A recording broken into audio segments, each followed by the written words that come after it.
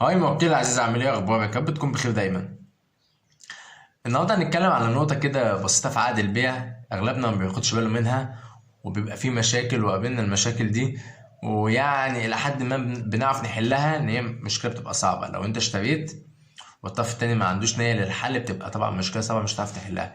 لو الطرف التاني ده ممكن يحل، يبقى ساعتها ممكن نتكلم بقى. طب ايه هي المشكلة؟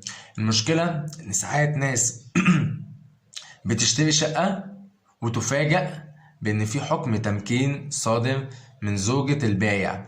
تخيل يعني انت تبقى بعد ما تقول انا ما اعرفش، لا خلي بالك انا بقول لك اهو، خلي بالك وانت بتشتري شقه تسال البايع هل في خلافات ما بينك وما بين زوجتك.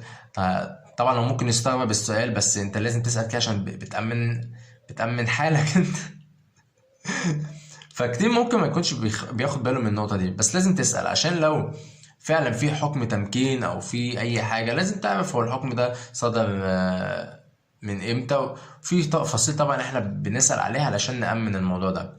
في ناس بعد ما بيشتموا بيلاقوا ان في حكم تمكين صدر، بيكلموا البايع والبايع بيقدر ان هو يتواصل معاهم يعني، ويرجع لهم الفلوس والبايع يعني ما بيتمش.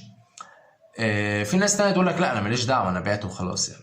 فخلي بالك عشان كده لازم تأمن ورقك كويس. لازم ورقك يكون واضح جدا، معاك كل الصورة من كل النسخ بتاعت العقود اللي قبل كده. و... واول لما تشتري الشقه عليك بخير الف مبروك كده، تجري علشان تسجل. التسجيل دلوقتي بقى احسن، الفلوس بقت اقل، الاجراءات بقت اسهل. يعني ممكن الاول كنا ممكن ناخد سنه سنه ونص في التسجيل، دلوقتي الموضوع اسهل من كده، ممكن 6 شهور 3 شهور. فالموضوع بقى الحمد لله دلوقتي اسهل من كده. التسجيل طبعا بيحفظ لك حقك، بان انت ممكن يعني انت لو اشتريت النهارده شقه، تمام، وفي البايع باع لك انت الشقه وباعها لواحد تاني، والتاني ده راح سجل قبلك.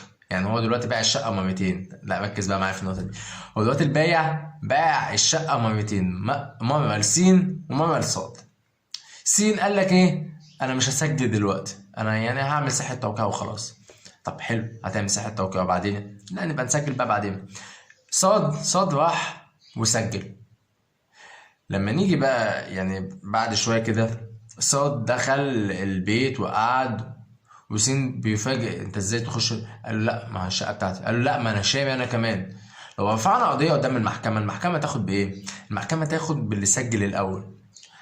يعني حتى اللي تاريخ في التسجيل بتاعه الاول هو ده اللي بياخد الشقه.